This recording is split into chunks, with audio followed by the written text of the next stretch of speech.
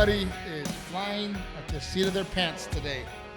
I was eating during a meeting. Lori's now eating. Renae has food in her mouth. I was going to say, I probably have green juice in my teeth. As we speak. Or I will. You look fantastic. Thank you. Rental? No, I bought this one. Okay, so Renae bought that one. That's why I asked. That way we get it on the record. I'm surprised she didn't say, I've had it. I've had this whole thing?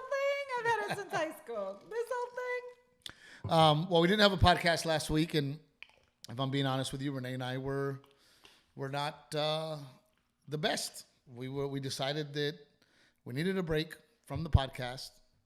We're good.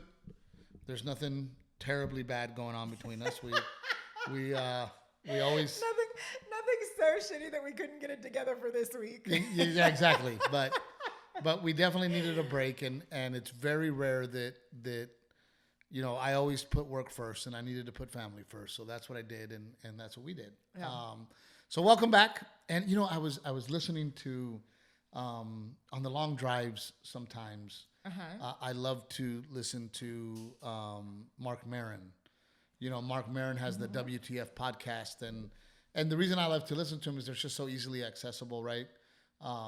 And he always talks to other comedians that and I just love listening to. He's done it forever, like years forever. And years and years. He's done it. But one of the things he did that I thought was fantastic was he said, "Hey, if you're new to my podcast, welcome," and we never do that. Oh yeah. We never do that. So I thought that was really a smart thing to do. I thought it was a really cool thing to do. So on behalf of me and Captain Evil, if you are new to our podcast, 1,000% welcome to our family. Welcome. I like that. Have some of your green juice. You can. Welcome to our family. Welcome to our conversation. Welcome to the bullshit. How would you now looking back? Because the podcast has changed and evolved. If you were to describe our podcast to someone, go. I would say that our podcast is a very real, natural conversation about our week-to-week life. Yeah. From talking about career to working together to parenting. Yeah. I think that me and you have, I think me more than you, but I got you on board, have had the idea that we are going to represent a real relationship. And we were going to do our very best to be honest, which is why, I didn't give you some bullshit answer about why we didn't have a podcast last week. Yeah. I decided to come on the podcast and say, hey, Renae and I were not good. Renae and I needed time for ourselves. Renae and I needed a moment and a week to have conversations and be better. So, I could have easily been like, well, we just took a week off and it is what it is. No, we're being honest and real. And there are, and I think also in the past, there were episodes and there are episodes out there that we argued or we had some conflict and, we chose. In the episode or before the episode? Both. Yeah, I was going to say. Both. But we decided not to edit those out. Yeah. There were times that we were like, oh shit, man, not a good look for us. I think I don't know how many episodes we're at now, maybe 140, 150, but I think in the 150 that we're at, there's only one that I think I called it. I said, stop, I'm done. I'm turning off the cameras and we're not airing this. And it wasn't even that I said something that I regretted. I think it was actually you said something and I was like. Probably. Most likely my fault. Yes, probably. There's a theme. There's a theme here. I was like, we are not putting this out there. And I think we even kind of went we were going tit for tat on the podcast. And I was like, no, I don't. No, I just remember, I know the episode you're talking about. I just remember it was bad. It wasn't entertaining. That was what it was. It was, it was just us being unhappy with each other and having a real argument. And there was nothing to gain out of it. There was nothing but Renae and I being angry at each other, and it just wasn't worth, in my opinion, putting it out there. And in your opinion, we both decided we're not doing it. We're done. We don't want to air that episode, and we didn't even get through. It wasn't even a whole episode. It was 20 minutes of us just not being happy with each other, and that doesn't accomplish anything. Yeah. So. But because this is a weekly podcast and you're a comedian and we talk about sort of our life and what's happening, you also get, I mean, what I think, and I think what Rick really loves when it happens to our producer, is when you get a little bit of the behind the scenes of the comedy and like the business side of it. Because I think even our friends, like people who are close to us, there are some of them who think it's just you go up on stage and you tell jokes. And I think if you watch this podcast, you see that there is so much other work that happens around it. Well, not only that there's so much other work and by the way, before I forget, I would like to start doing the podcast more often someday. I would really like to start doing maybe twice a week, to be honest with you. I enjoy it. I enjoy the conversations. I enjoy me and you sitting here and having these conversations. And I think that other people would enjoy it too. You've never said that to me before. I didn't know that's where your brain was going. Well, because I think that there's one episode of let's catch up on the week. And then another episode of, like we did the other day, where let's talk about dreams. Right? So that we're not talking about the day-to-day life, but me and you are really kind of being a host, if you will, and a conversation about something that is not specifically our life. Gotcha. But getting into life. Getting into our life, right? And dreams did that. Dreams kind of made us really open up about our insecurities and some of the things in our life. So yeah, I mean, definitely. But going back to your original topic, that it is work and there's behind the scenes, but it's also behind the scenes for me. Yes. Me specifically. Yeah. I think that I am very different than most comedians. Sure. We talked about it a lot lately with like your prep and how you need no prep. Yeah. Well, and my reasoning behind wanting to be a comedian. Yeah. And the lifestyle that I had growing up, I'm just very different. There's I'm in there with the guys like Jeff Foxworthy and Jim Gaffigan and Ray Romano and the blue collar guys and all these guys that they're on the outside of stand up. Regular dudes. And I who didn't grow up. Well, I mean, I don't know all their stories, but like there's something interesting to be said about you knowing at such a young age that you wanted to be a stand-up comedian when we're from a place where there was no comedy club and no one we know was a comedian and no one we know did anything professionally in any area of entertainment. Well, which is why, and coincidentally, this takes us to a whole nother direction, and which is why I did what I did for GP Drama. Right. So Renae and I both were in Gregory Portland Drama Department with Miss Charlotte Brown. Shout out to one of the greatest drama high school teachers of all time. Yes. Beautiful woman. She encouraged me to stay in drama, even though for me, it gave a lot to me and taught me a lot, but I was not fully immersed in it. It wasn't your scene. But it was yours. It was my scene, for sure. Renae won the best actor in the state, which means she is a state champion actor. Your one-act play won the state championship. Yeah. And that's the why whole cast won. But that's why I'm so upset with Gregory Portland ISD. And I hope somebody from Gregory Portland is watching, and I want them to relay this message, because not only am I going to do it on the podcast, I am going to go to the school board. And it goes exactly back to what you were saying, is that man, I grew up in a very, very small town. Yeah. I lived in Portland at times, lived in Gregory for a few years. Gregory, my house that I grew up in was at the end of a caliche road, not a paved road, a caliche road, right? Very, very humble, very country. Everybody that lived in our town was refinery workers or farmers. And I had I'll be honest with you, if we didn't have HBO, I don't know where I would have seen comedy. Yeah. Right. But I saw comedy growing up. I knew that's what I wanted to do because I saw it on TV. However, the reason I'm so ashamed of Gregory Portland is because, do we have a great athletic program? Yes, we did. Yeah.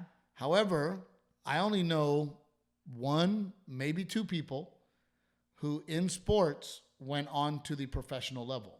Yeah. Out of all of GP.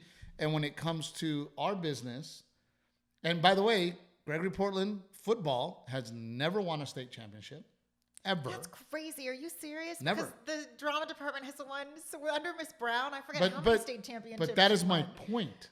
You walk in the drama room, and it is littered with state champions and state championships. Yeah. Littered. I'm talking about years. But you know where those trophies are? In the drama room. So if you do not walk in the drama room, you don't see them. Yeah. Right? I happen to know, and my point that I'm saying is that when you walk into GP high school and you see that trophy case, deservingly so, all you see is athletes. I am not saying that they do not deserve to be in that trophy case. Yeah.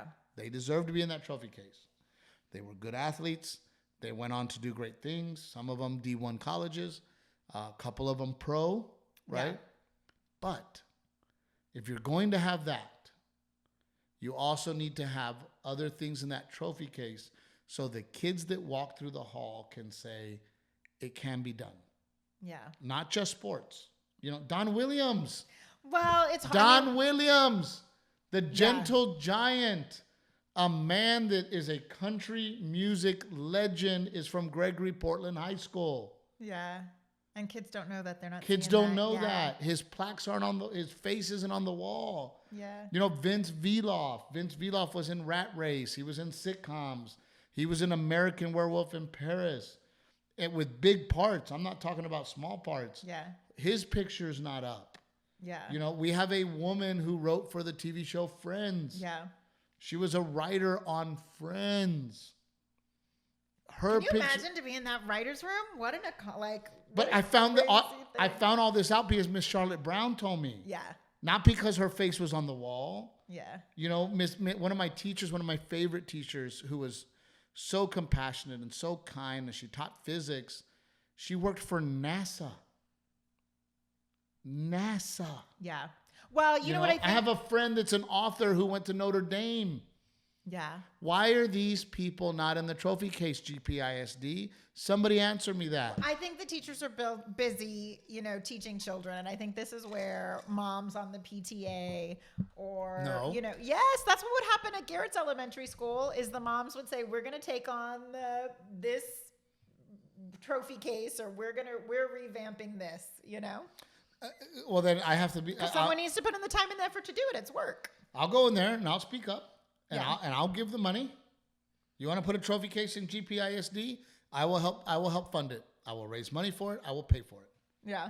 So right now, anybody from GP, please tell somebody at GPISD that I am talking about them and that the ball is in their court. Because it is important to have representation. It is important to walk through those high schools and stop for sure. Stop and look. The reality of the situation is we live in Texas. You went to NYU. Yeah.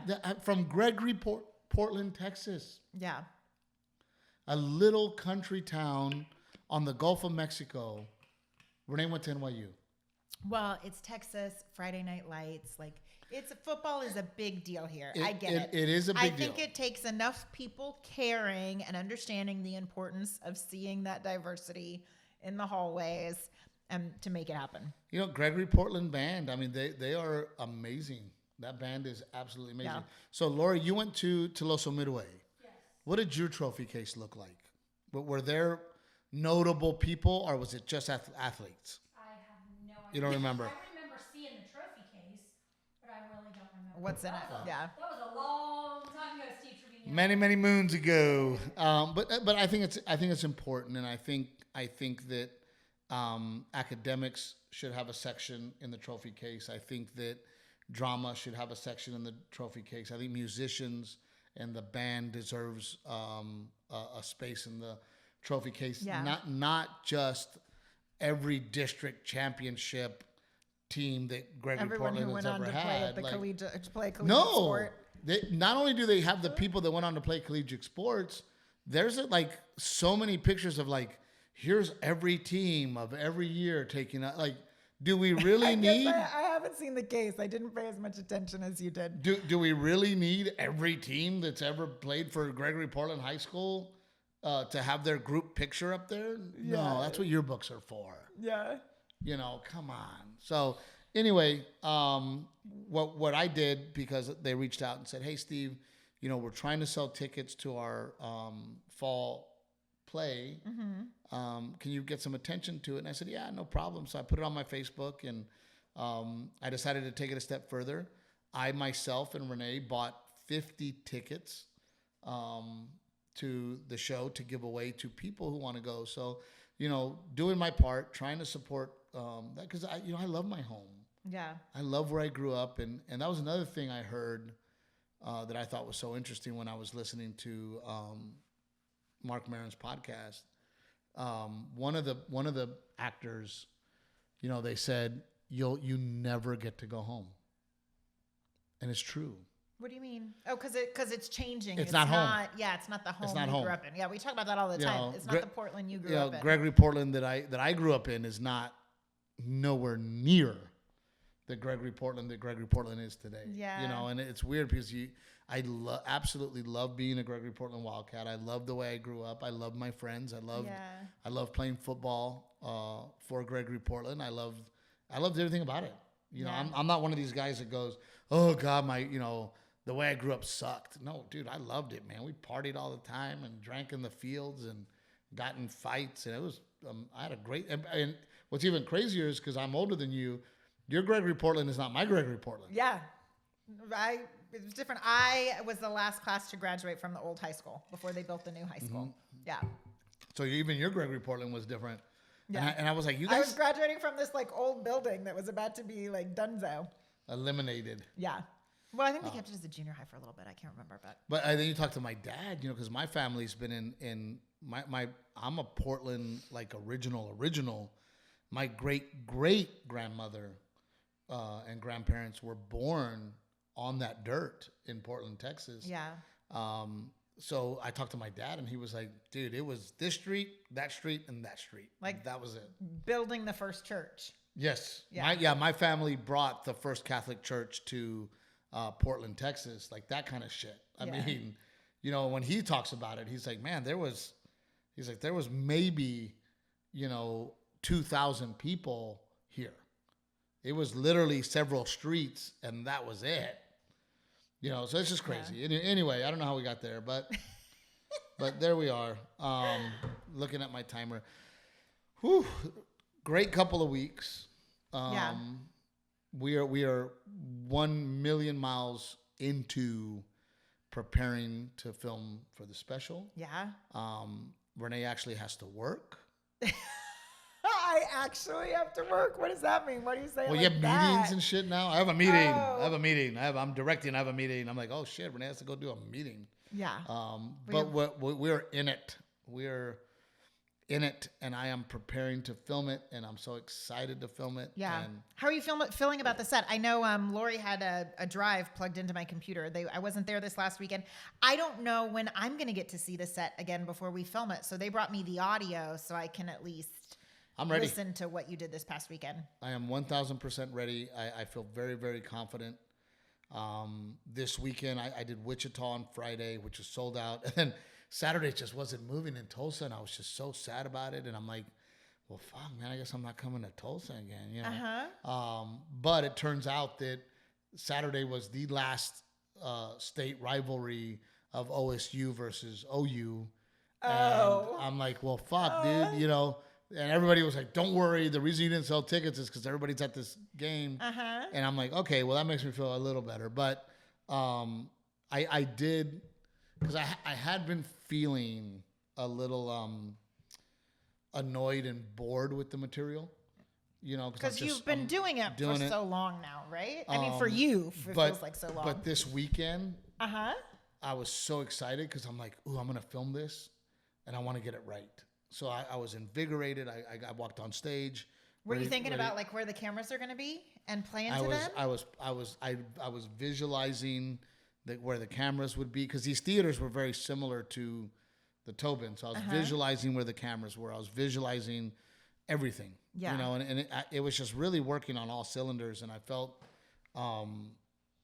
very, very confident. Yeah. Like it felt really good, and you know the folks in Wichita are amazing, and you know the Tulsa crowd, even though it was smaller. Oh, look, it's my manager. Gotta take it. Hey Joe, welcome to the podcast, buddy. How are you? Oh shit! How are you? Are you on the podcast right now? Well, we're filming right now, sir. You are now officially a character on the Stephen Captain Evil podcast.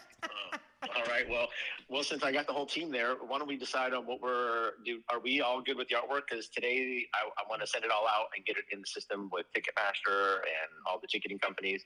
Are we all in agreement? Yeah, I like it. Do you like it? I'm good with it. They put the Enya on it. That was I knew you were going to want the Enya on Trevino. I think it's very eye attracting.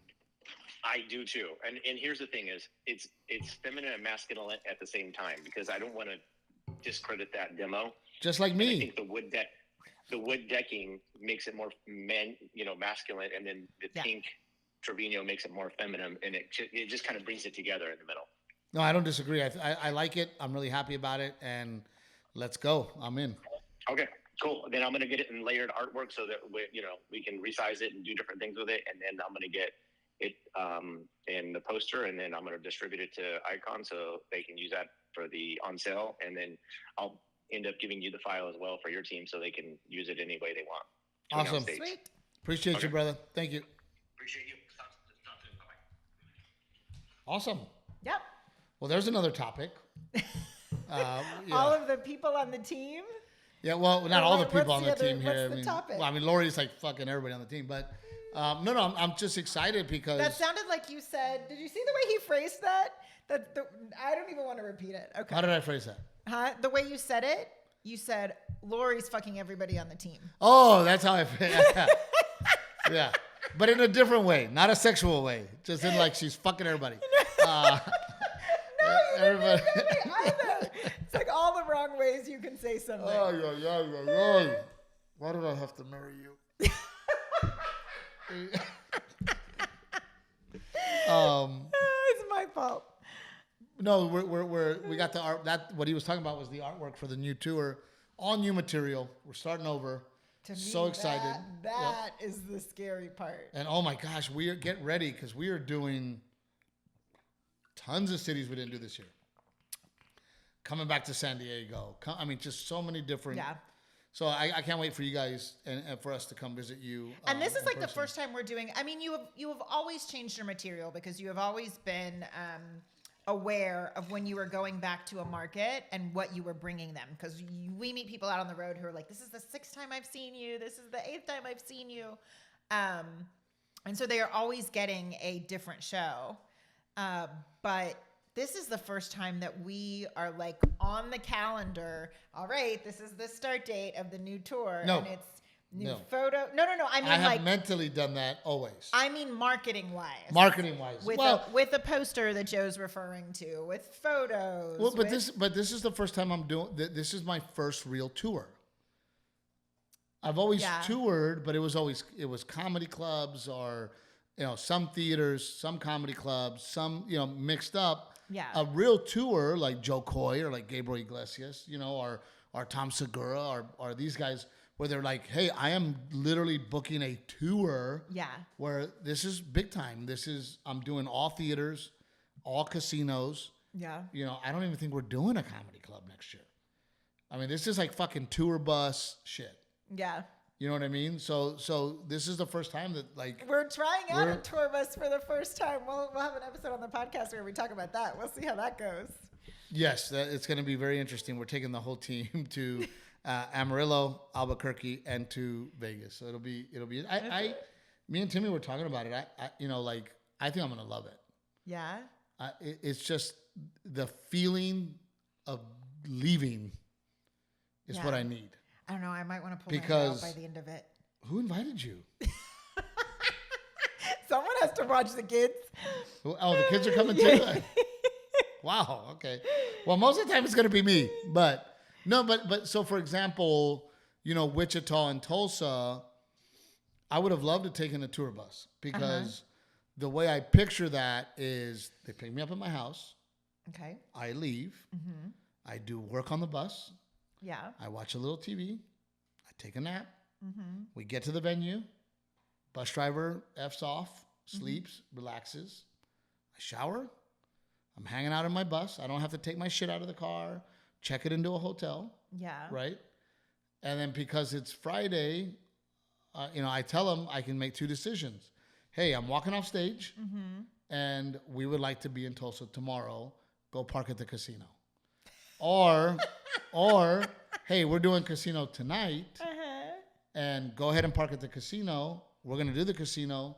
We're going to get on the bus, and we're going to go to Tulsa. Same thing.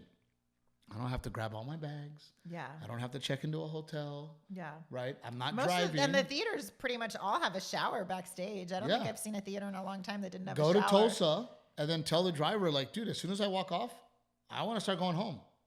Yeah. 7-hour drive. Which is what you did this weekend. You had a plane anyway, ticket. And I drove. And then you decided, screw the plane ticket you purchased. You're just going to Because my anxiety is the Saturday night when it's all over. Yeah. And I'm just laying there in bed. I can't sleep. I'm gonna have to wake up. I get to the hotel by 1:30, 2 a.m. I have to wake up at 4 anyway. Yeah. To get to the airport. So I really don't sleep. I just kind of sit there and lay around, and maybe I watch an episode or two of something. Yeah. And maybe get a nap, and then go to the airport, grab my bags, go to the airport, go through security, then get on a plane. Fly to Dallas, walk through the fucking airport, go to the next plane. Oh, you hate fly TSA. home. That's So your thing. if I can get off stage and get on the bus and know I can go to sleep. Yeah. Right? I got out at 1 in the morning. The bus leaves at 2. And then 8 hours later, I'm home. Yeah. That would have been ideal for me this week. Because I ended up driving through the night from Tulsa home because I'm like, well, what am I going to do, man? I don't want to go to the casino again. Yeah. I went Friday. And if I do go to the casino, I can't drink because I'm coaching a football game on Sunday. Like, it's that in between. Like, I'm stuck here with nothing to do. You're done with your job. You want to be home. I'm stuck here with nothing to do. I want to go home. Yeah. Right. So I get that. It's like if you someone who worked a 9 to 5 and you're done with your job, but you're still stuck at work. You can't leave. Yeah. So I'm excited about the new tour. I'm excited to get this special out there. I'm a little nervous and scared of what this new special means for my career. Yeah. I'm excited, but having to promote it and, this isn't going to be, I was looking at Nate Bargatze, and look, I'm not saying I'm getting SNL because I'm not. Okay. I'm Mexican. We are not allowed on SNL. Oh, don't say that. Come on. How many Latinos have ever hosted SNL? Lori, please check. I was going to say, this is when we need fact checker Rick. Well, Lori's going to do it for us right now. But anyway, I was just thinking about Nate Bargatze and how he ended up hosting Saturday Night Live on Saturday. And I just thought to myself, Saturday of Halloween, I just thought to myself, like, yes, it would be very cool to be with my whole family as I film SNL. However, I don't want to miss Halloween with my kids. Delilah was the fucking cutest. Oh, she was for Halloween. So fun this Halloween. The cutest. Everything you do for your kids is for the smile. And for the excitement to see them discover something. Like the firsts. The first. Yeah, the firsts. All the firsts. And oh my God, Delilah would run. Next house. Let's go to the next house. And even the neighbors, she even had the neighbors laughing because I told them, I said, every time we get back in the trailer, she asks, are we going to the next house? And she literally would. Every time you get her back in, she'd ask, are we going to the next house? And do I want to host SNL? Yes. Right? Would I do it? Yes, you would, Steve Trevino. Yes. I would tell you, you were taking me with you to New York City and you are hosting SNL. But I still want to be with my kids trick-or-treating. Yeah. Well, we can trick-or-treat some brownstones in the Lower East Side or the Washington Square Park. I'm good with that. That'll work. But doing it in our neighborhood, to me, is special. Yeah. And Delilah and Garrett too, man. Like, you know, Garrett's getting a little older, so he's got a different kind of swag about his Halloween. You know. But he legit. We had since our neighborhood, the lot sizes are larger, so you hitch a trailer and you have can't kids walk a it. hayride. Yeah, and because not everyone does it, so you're driving multiple streets. But we had a backup supply of mustaches with us on the trailer, so that when his mustache wore out, he'd go and pick out a new sticky mustache and put it on. But again, and Garrett's also getting to that age where he's not going to want to do the silly, fun costumes. I know. I'm wondering how much longer he'll still want to do the family costumes. I think we still have next year because we talked about that. You know, he's like talking about what might be good options for next year. So I think we still have at least one more year of family costumes. Well, and that's why I do it, because I know you hate it. Like, I hate it, but I do it because of the memories. I do it because of how many, Lori? So the headline says you can count every Latino guest host of SNL on two hands. So with the list, it's showing 12. 12. So 12 Latino hosts. In how many years? And how many? Hold on. And how many of them were stand-up comedians? I don't think any of them. 0. But the very first one was Desi Arnaz, and it says it took 20 more years to have another one. So Desi Arnaz, and then 20 years later, who? Cameron Diaz. I'm like, Oh, she doesn't even count. I know. That bitch doesn't count. Right. And who else? Freddie Prinze Jr. Well, Freddie Prinze Jr., Yeah. yes. Jennifer Lopez. Jennifer Lopez, yes. Selma Hayek. Yeah. Salma Hayek, tits. Christina Aguilera. Lots Christina of hot Aguilera, bitches. not a Latina, but okay, we'll Eva see. Longoria. Yeah. Eva Longoria, Corpus Christi, Texas, yep. Rosario Dawson. Yes. Yeah. Kind of Latina, yep. Sofia Vergara. Sofia Vergara, tits.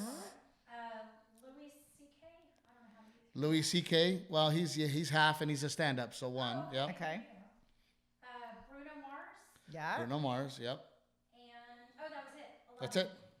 Wow. And how many years of SNL? 40? I don't know. And there's 52 weeks in a year. So they probably do have, Well, I they mean, don't they don't film do 52 52 weeks, episodes, but how many episodes do you think they do a year? 11 in the history of SNL of 48 seasons. 48 years, 12 Saturdays in 48 years, Latinos have hosted SNL.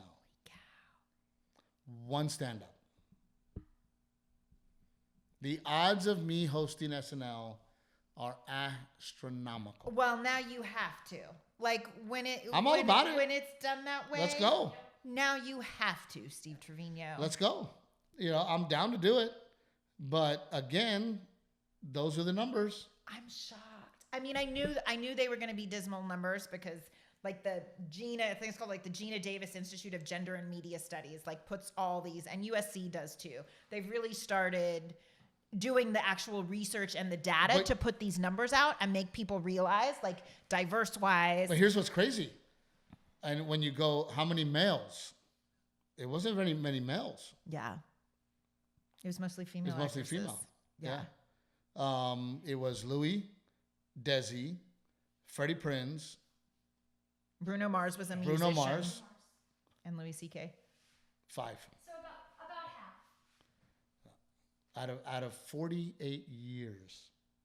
Yeah, they're so well. And I'm just thinking, like, even if we just rattled off, like, you know, you're thinking of other females. Like, there's several other females who could be on that list. That's why I always laugh where they're like, dude, bro, why are you making it about race? Maybe you're just not good enough. Well, maybe there's only 12 in 48 years. Dang. You know, and I don't give a fuck. I'm going to keep working hard. I'm going to keep doing what I'm doing. Yeah. And now that you said that, I'll go after it. Just so all you guys know, I'll go after it. I will tell my publicist, I want to be on SNL. Yeah. See what happens. I might make history. Yeah. We don't know. Or be a part of history. Yeah. You know, but anyway, my point was that I'm watching Nate Bargatze, and right now he's everywhere. And congratulations to Nate. He's a fantastic comic, very nice guy. And I'm thinking to myself, holy crap, man, like, is it going to be where I'm like extra busy promoting, you know? And then my goal will be just to bring you guys along. Yeah. Right. It might be one of those years where we say, "Hey, school, we're homeschooling Garrett or You private know, school. Well, private school Garrett. sorry, Steve's doing SNL. Yeah. Sorry, Steve's doing NFL game day." You know what I mean? Like Yeah. we're doing all this fun stuff with my husband. We'll go as long as we can until they kick us out. Yeah, I mean, maybe they'll understand. You know, who knows? But either way, I am a little nervous. Yeah. About what's going to happen. How's it going to go? You know.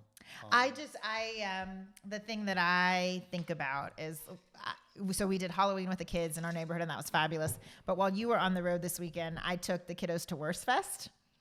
Yeah, well, yes, and I was a little jealous, but I was also like, oh, I'm glad you did it without me. I know. I was torn too because it's our little town. We're not a big town. It's not a little town anymore. But we're not big by any means, and we have one of the biggest German Oktoberfests. I saw a list. It's not the biggest outside of Germany. Well, no, in the U.S., I think we're in the top 5. Yeah, we fall somewhere in there. But it's awesome. It's beautiful and it's amazing, but it draws people. I mean, it's a major tourism thing. Oh, we bring in over the course of whatever weeks. 10 days.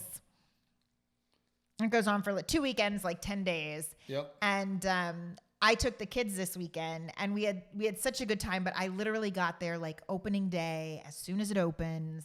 And we left, as soon as it got dark and started to get real rowdy and real crowded. And that was the thing, is I thought, I can't do this with Steve. No. Like, I was able to do it because it was me and the kids. And you got recognized. Well, I mean, but you know what? When it's me and the kids, I think people kind of let me be. They realize that, like, I'm being a mom and I'm, chasing after 2 kids, and people let me have that moment. But you don't get that. No. Oh, let me tell you about what happened. And I haven't even had a chance to tell you this. I thought it was fucking nuts. So first of all, I'm doing Vegas 10, 11, 12, 13 of December. And we had an issue because of the cyber attack, remember? Yeah. So the cyber attack hit Vegas. They stole all my tickets. It's a whole fucking thing. So now we are selling tickets directly through MGM website, no longer. Anyway, we're good now. Please buy your tickets now. We're good now. But there was a moment where... But go to Steve's website and make sure it's the real ticket link, that you're not buying it from some random place. So Brad Garrett has a... By the way, Brad Garrett, if anybody listens to me or knows this podcast, people know that I absolutely love and adore that man. Gave me work when I needed it, when I didn't have work. Without him, I don't know if I would have made it, because he was there for me when I needed work, and I just love him. But our son is named after him. Yes, and please watch that special called Till Death, and we tell the whole story. But he has the best comedy club in Vegas, in my opinion. It is the nicest. It is the coolest. It is. Yeah. So he's such a perfectionist. Oh my God, it's gorgeous. Oriented, and then he brings all his crazy memorabilia. It's his a personal museum. Art collection. His room is like a museum. Anyway, it's a gorgeous room. Love playing it. It really felt like when I played there, you really felt like you were somebody. Amazing green room. Classy. So classy. So anyway, this and I'll have Miss Lori look it up. This reality star, somebody reached out to his people, and they were like, "Hey, we want to book you at Brad Garrett's comedy club." And they're like, "Yeah, like what's going on?" "No, we'd love to have him. He can perform there on Sunday. Blah blah blah. We'll set up the ticket link." Start selling tickets. The whole thing is a sham? The whole thing was a fucking scam. The whole thing. So this person thought they were doing a show at Brad Garrett Comedy Club, was promoting it to their fan base, and they were going to this website and buying tickets. And it wasn't even a real show. Y'all, and I can see how that happens. I know someone's like probably like, "Oh my God, these people are so dumb," but like, now we do everything via internet. Oh no, his people were like, "Oh no, like we were talking to people, a contract, we signed a contract." Like, you see it, Lori? Yeah, Joe Gorga. Joe Gorga? Oh, Steve Trevino. That's a Real Housewives of Holly, a Real Housewives. That's what I said. They scammed him. That was him that was getting booked He thought he was booked. Oh. People thought they were going to go see him at the Brad Garrett Comedy Club and bought tickets. Why would Joe Gorga be at the... I watch Real Housewives. Why would Joe Gorga be at Brad Garrett's Comedy Club? Well, they reached out, and he's like, his people were like, his people. Well, I guess George, what's his name? Boxer, face tattoos. Why can't I think of his name? Mike Tyson. Mike Tyson did his show at Brad Garrett Comedy Club, so I guess it's not that. Is that crazy, though? Contract, ticketing website. Everything looked... Did they catch him? Like I don't think they caught him, right, Lori? I don't know yet. Is that not crazy? I meant to tell you. I hadn't had a chance to tell you. I mean, these people know eventually you're going to get caught. Like, eventually Joe Gorga doesn't get on stage and do a show at the Brad Garrett Comedy Club. But how do they get caught? They already have your money. So no one's getting refunded. But then how did you find out about this? Well, because of course I don't know, because I follow Brad on Instagram, so probably Google's like, hey, you like information about this guy. Yeah. So I read all my news on the internet. Uh-huh. I read all my news through Google. On TikTok. Yeah. Well, yeah. No, TikTok usually gives me the lead, and then I go, let me go fucking find that, right? Yeah. So, what were we gonna say, Lori? It was a fake Brad Garrett who reached out. So he thought Brad Garrett was reaching out to him. It was a fake Brad Garrett. Isn't that crazy? It's insane, dude. Got to be careful. So I will give you a piece of information that a friend of mine gave me. Now with AI, and by the way, like this AI shit is getting crazy, dude. Mm-hmm. Like all the things that it's capable of. Yeah. So now AI, just so you guys know who are listening, a friend of mine told me you need code words for your wife, for your kids, and the reason you need code words is because your wife can appear to be calling you. You can answer the phone, and it is your wife's voice, and your wife is saying, I'm stuck. I need $1,000.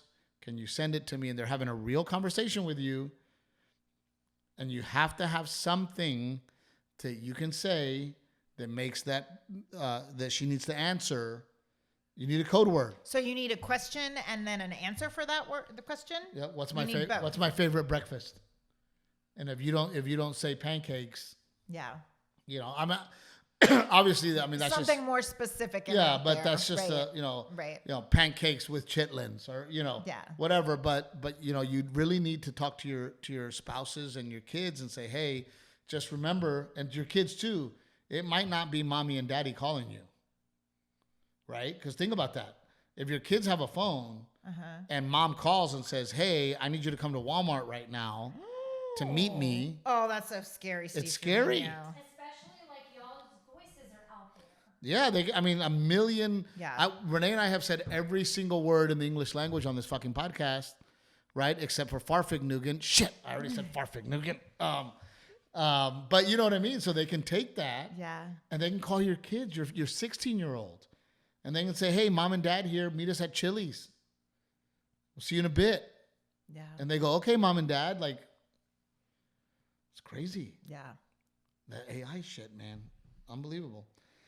Anyway, we do have to talk about, finally, on the website. Oh, yes. Yeah. We finally have it to where you can submit your photographs. So for those of you that don't know, we want all of your photographs of you at work, your spouse at work, your parents at work, even if they're deceased, if they were hardworking people, and you have a picture or a photograph old photo of them at work, please send it to us because we're going to use that on our Netflix special. At the end of the special or at the beginning of the special, we are going to show the working people of the world and of America because this special for me is very special. And it is my way of saying I love you, dad and mom, stepdad, stepmom, for being such hardworking people and giving us the opportunities and doing the hard jobs. So please go to my website, sign up, and please, please, please send your pictures. So when they go to your website, it will immediately pop up. It'll be the first thing.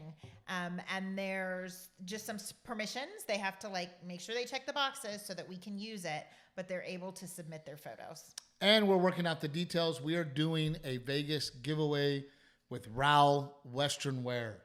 Please Rao Western Wear. We are going to send you to Vegas. Details coming soon. We are going to dress you or your husband with all Rao clothes. We're going to get you plane tickets. We're going to get you a hotel room. We're going to get you backstage with me and Captain Evil at the show. You're going to join me at my private craps table. So that way when Renee's like, are you going to play craps again? I'm like, babe. I have to. It's work. It's work. I can't let them down. It's a work obligation. So those details are coming soon. In the meantime, go to RaoWesternwear.com to get your shirts. Wear them to the shows, guys. I'm loving it. Yeah. People are starting to wear them to the shows. Old Salt Coffee. We got our shipment in today. Delicious coffee. The best drip coffee you can buy. Not as expensive as Starbucks, but not as cheap as Folgers. It's delicious. Trevino 10, please. Pick Cherries. Download it. And, of course, Aztec Chevrolet, Beeville, Aztec Chevrolet, Uvalde Chevrolet, and Uvalde, Texas, Goliad Ford. Please give us a chance. Please give us a shot. We deserve it. Hardworking people, honest people. We will deliver the vehicle to you within reason.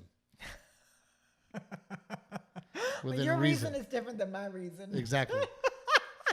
We love you guys so very much. Thank you for just being a part of our lives. And as many times as you guys come up to us and you say, gosh, we love, that you entertain us. We love that you've helped us with our marriage. You have done the same for us. You have entertained us by letting us do this for you guys. Yeah. You maybe have saved our marriage. Waiting for you to talk. No, I was just gonna say, what the biggest, sweetest part for me is that I get all the residual love that comes off of you, and when I get to meet people with you after a show, and I hear their stories, and they share some really neat things with us, and I just feel so lucky to get to stand beside you for those moments. We love you. We gotta go. We have a meeting, and it's a together meeting. We'll see you guys next time.